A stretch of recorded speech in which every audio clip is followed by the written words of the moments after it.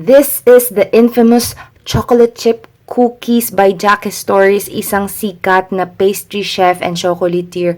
And he is actually called Mr. Chocolate. Infamous siguro ito kasi napakarami talaga na kailangan yung ilagay na chocolate dito sa recipe na ito.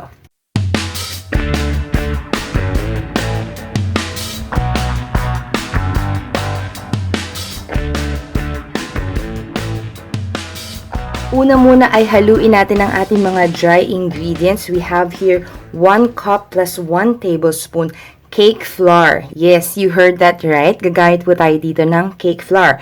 By the way, 1/2 lang nung original recipe yung gagawin natin. Dahil nga sa dami nung chocolate na kailangan, hindi naging sapat yung aking available na chocolate. So, kalahating batch lang yung gagawin natin. Dito idagdag natin ang 3/4 cup and 2 tablespoons ng bread flour. Excited akong makita yung resulting texture ng paggamit ng cake flour with bread flour kasi usually ang nakikita ko at ginagawa ko rin ay paghahalo ng all-purpose flour at saka ng bread flour. So ito, cake flour ang ginamit, less protein content. Pwede na nating idagdag ngayon ang 3/4 teaspoon na baking powder, 1/2 plus 1/8 teaspoon na baking soda, 3/4 teaspoon na salt. Whisk lang natin ang ating mga dry ingredients para maghalong mabuti. So mamaya, isisift natin ito kapag hinalo na natin sa wet ingredients. Pero ngayon, iset aside muna natin siya.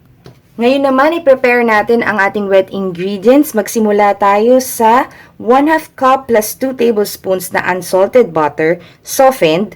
Para mas mabilis na masoften, magandang cut nyo na siya in 2 slices. Kasi kapag buo siya, minsan inaabot ng 30 minutes to 1 hour. Tapos, idagdag natin ang 1/2 cup plus 2 tablespoons na light brown sugar. This will be around 125 grams. Tapos, ang ating 1/2 cup plus 1 tablespoon na white sugar na around 113 grams.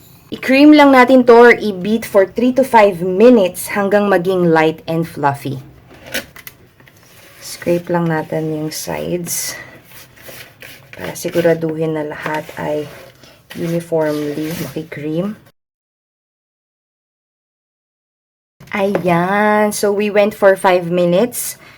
Ayan, kita nyo naman, no, very light and fluffy na siya. So, pwede na nating idagdag yung ating 1 large egg. So, ito ay 50 grams. Bago natin i-beat ulit, scrape muna natin yung sides. So, beat nyo lang ito hanggang maging well combined. After around 30 seconds ng paghahalo, pwede na rin nating idagdag ang 1 teaspoon na vanilla flavor. Tapos, hala ulit hanggang maging well combined. Scrape ulit, hindi lang yung sides, kundi pati yung ilalim. Ayan, well combined na ang ating mga wet ingredients. Pwede na nating idagdag ang ating dry ingredients. Tulad ng nabanggit ko kanina, kailangan nating sift in yung ating dry ingredients. Haluin lang natin ito hanggang ma-moisten.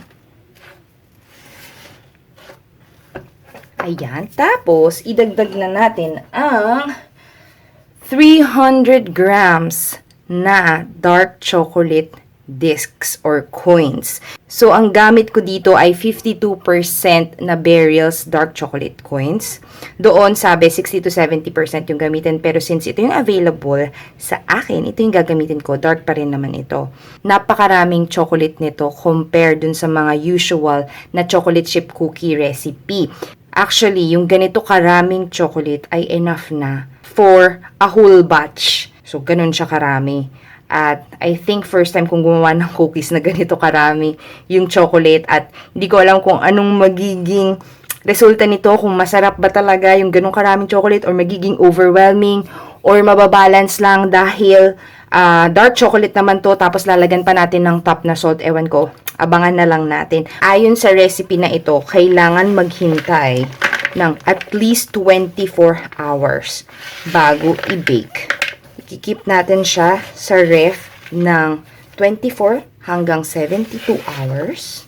Ang advantage nung pag-chill ng dough for such a long time ay mas mag-hydrate pa yung inyong flour at mas mag-combine pa yung mga flavor sa loob at yung mga ingredients. So, parang nire-rest mo yung dough mo to really integrate and napansin ko na better rin yung texture ng cookie kapag chinil nyo muna siya ng ganun katagal. Kaya sundin natin ang sinasabi dito sa recipe na ito.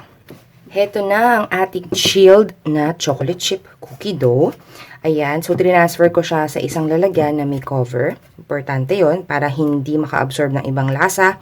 So, sabi sa recipe, at least 24 hours hanggang 72 hours. Ngayon po ay 42 hours na ang lumilipas. So, medyo may katigasan pa siya. So, hayaan muna natin siya to sit at room temperature hanggang maging scoopable siya. So, ang yield natin ay 19 na ganitong kalaki na cookie dough. About 50 grams ito. So, bago natin siya i-bake, madalas nakakalimutan ko tong sabihin at nakakalimutan ko rin gawin. Make sure na may chocolate chip na nakikita sa taas para pag nag-bake siya, magiging maganda siya, very enticing. Okay, so yan o. Merong, ano dyan, diba? I-expose natin siya ng konti. Ayan. Okay. Okay, ayan. May naka-expose. Ayan. Okay. Tapos, ayon din sa recipe, sprinklan daw ng sea salt. Di ko alam kung anong difference ng sea salt sa rock salt na nabibili natin sa palengke or grocery store. Pero since rock salt ang meron ako, yun ang gagamitin natin. Sabi doon, lightly sprinkle daw. So, siguro ganyan. Ayan. There you go. Bake nyo lang ito for about 14 minutes. Heto na ang ating finished product, the infamous chocolate chip cookies by Jacques Torres. 14 minutes nating binake ito. At tikman na natin. Excited na ako. Kunin natin to. Napalamig na rin para natin to ng bahagya. Look, look, look. Wow. Wow. Sarap. Ayan, sarap. Tikman natin. Dito muna. Wow. Crunchy yung edges. Chewy overall. Kitang-kita naman, ooey-gooey on the inside. Yung kagat ko na hindi yata ako nakakatch ng salt. So, wala pang lumalaban na alat. Isa pa.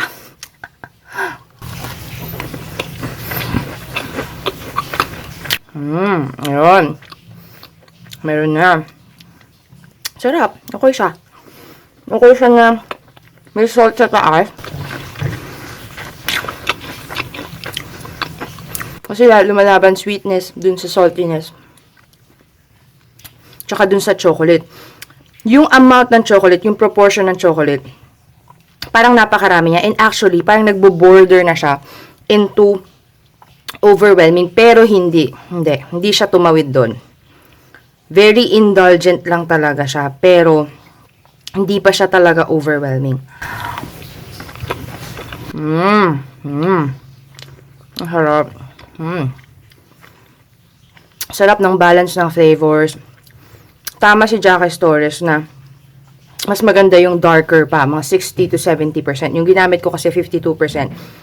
At nai-imagine ko to, kung darker pa yung ginamit ko, sobrang mas okay siya. Mas mababalance pa lalo yung sweetness and then yung saltiness. Yung bahagyang saltiness na binibigay nung rock salt sa taas.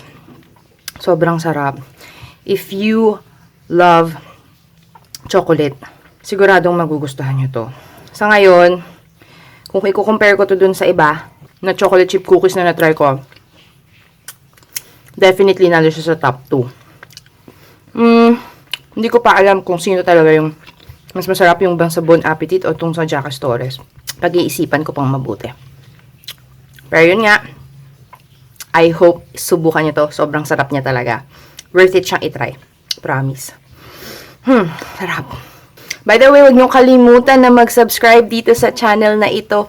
At make sure i-turn on yung notification bell para hindi kayo mahuli sa pinaka-latest na mga recipes na pwede niyong gawin for your family, for your friends, kung may mga handaan, at gawin ding negosyo. Meron din po akong Facebook at saka Instagram account at Fully Freely Desty. Kita-kits din po tayo doon. Kung po pala meron kayong mga tanong, just leave a comment below. Ayun po, maraming salamat po muli sa panonood. Sa uulitin!